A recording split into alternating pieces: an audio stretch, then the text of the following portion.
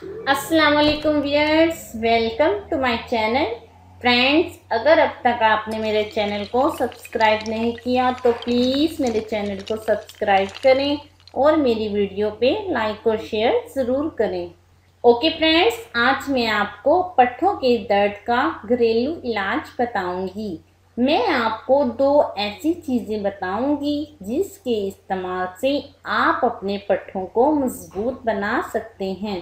Friends, इंसानी जिस्म में पट्ठे कमज़ोर होने की बहुत सी वजूहात होती हैं, जिसमें से एक अहम वजह बचपन में कोई ऐसी बीमारी भी हो सकती है जिसके सबब जिस्म ग़िज़ाई कमी का शिकार हो गया हो।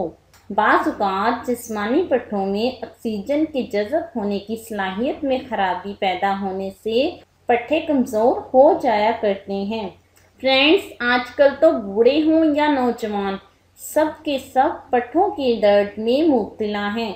इसकी सबसे बड़ी वजह ये है कि हम अपनी खुराक में एहतियात नहीं करते और खाने की अशिया को ज़रूरत से ज़्यादा या बहुत कम इस्तेमाल करते हैं, जिसकी वजह से जिस्म में कुछ मादों की ज़्यादती और कुछ की कमी हो जाती है।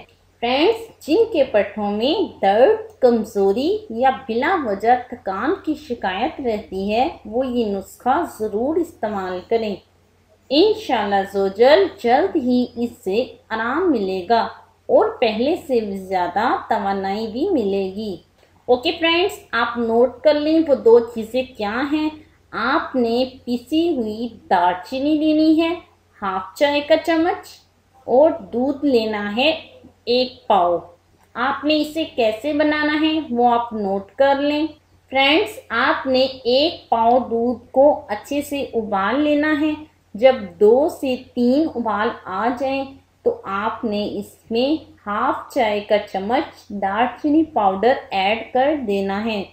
दालचीनी पाउडर डालने के बाद आपने इसे 3 से 5 मिनट तक ढक के रख देना है और आपने चूल्हे को बंद कर देना है।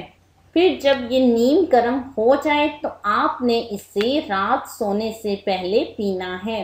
3 दिनों तक के इस्तेमाल से ही पट्ठे आपके मजबूत हो जाएंगे और इंशाल्लाह कभी दोबारा कमज़ोर नहीं होंगे। फ्रेंड्स, ये बहुत ही पावरफुल आजमूदा नुस्खा है। अगर आपके किसी भी अजीज़ दोस्त या किसी के भी पट्ठों का मसला है तो आप उसके साथ इस नुस्खे को ज़रूर शेयर करें। इंशाल्लाह आपको इसका बहुत अच्छा रिज़ल्ट मिलेगा। फ्रेंड्स, उम्मीद करती हूँ आपको मेरी ये वीडियो पसंद आई होगी। ओके फ्रेंड्स, अगर आपको मेरी ये वीडियो पसंद आई तो प्लीज़ लाइक और शेयर करें और मेरे चैनल को सब्सक्राइब करना मत भूलिएगा।